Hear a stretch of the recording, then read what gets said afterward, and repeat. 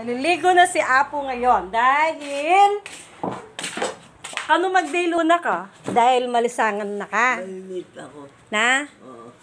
Nainitan na si Apo, kaya maliligo na siya. Ito, naka-ready na po ang kanyang paliguan ng tubig. Tsaka nagpapainit pa ako ng tubig bago ko siya paliguan. Siyempre, kailangan papainin ko na din ng oil ang kanyang buhok dahil maraming kalikubak. Ay, ememon din yun eh. Maliligo ako noon. Kaya may pakalawin. Ayan. Buti pa balik mo ba? Kulang pa.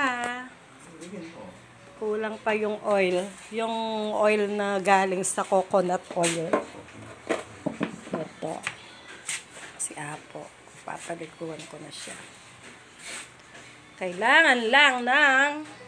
Siyempre, dahil mainit na si Apo, sobrang init na dahil maaga siyang nagising. Masarap ba ang tulog mo kagabi? Oo. Anong almusal mo kanina? Ano? Spaghetti. Spaghetti noodles with tuna. Tuna spaghetti yung almusal ni Apo kanina. Kaya, wait lang, papaliguan ko na.